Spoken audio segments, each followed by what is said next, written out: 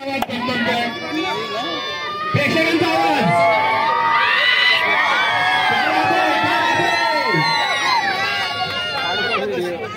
ऋषा मागा चल, ऋषा साईडला चल.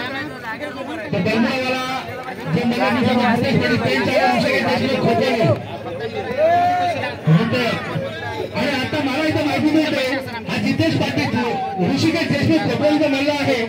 आणि जवळजवळ त्याच्यामध्ये बऱ्याच कुस्त्या मारलेल्या आहेत. चांगल्याचे डापे त्याला माहिती आहेत, परंतु त्याला चांगल्या प्रत्युत्तर देत असतो जितेश पाटील पेनचा मल्ल म्हणजे श्रीमती चिंतामणी खेळायच्या स्पर्धात त्यांचे सुपुत्र ते दीपक चिंतामणी खेळायच्याकडे 1500 3,300 ते 300 होतीपर्यंत 2 भाग केलेले आहेत 1500 या कुस्तीसाठी. नक्कीच पेन वर्सेस खोपोली, पेन वर्सेस खोपोली जो ब्लू रंगाची जान घेतलेला मल्ल आहे तो खोपोलीचा आहे. आणि आम्हाला चांगला प्रेक्षकांचा आवाज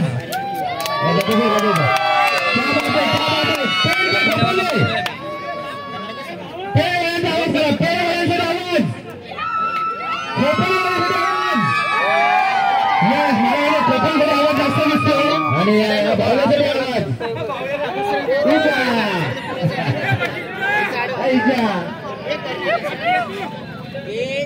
एक जबरदस्त रंगतदार कुस्ती इथं पाहायला मिळते. मी मगाशी म्हटलं होतं खोपोलीचा हा जाम घेतलेला ऋषिकेश देशमुख चांगलासा कुस्तीपट्टू आहे, परंतु पेनचा कधी झुंज घेतो तो पेनचा जितेश पाटील. रितेश मिसाळ यांनी लगेच या ठिकाणी यायचा नाव म्हणतात त्याचा सुंदर मी मगाशी म्हटलं होतं खोपोलीचा हा जाम घेतलेला बरोबर आहे गे ऋषिकेश देशमुख चांगला डाव टाकण्याचा प्रयत्न करतो, पण त्याला चांगला प्रत्युत्तर देतो तो पेनचा जितेश पाटील. सर्व प्रेक्षकांना विनंती आहे जितेश पाटील साठी जितेश पाटील साठी आणि मात्र खोपोलीसाठी ऋषिकेश देशमुख खोपोलीसाठी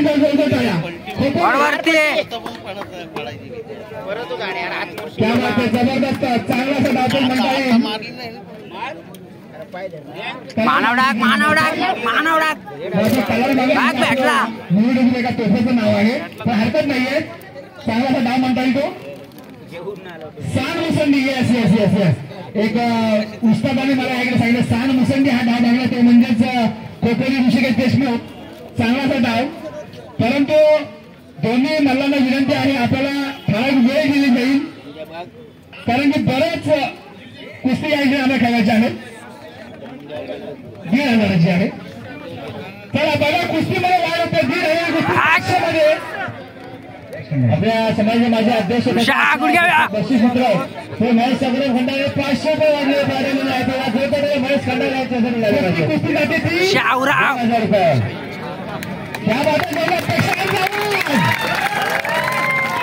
चांगल्याची लढत होते जितेश पाटील, परंतु खोपोली हा सुद्धा तेवढाच एक नावाचा तर्फेचा मल्ल आहे. बऱ्याच कुस्त्या त्यांनी मारल्यात, परंतु पंच यांना वेळेचा अवधी द्यायचा आहे तुम्ही, कारण की आपल्याला बऱ्याच कुस्त्या या ठिकाणी खेळायच्या आहेत. नक्कीच यानंतर मल्ल तयार व्हायचं आहे. रोहिदास पाटील आणि दर्शन हेळवंडे तयार व्हायचं दोघांनी.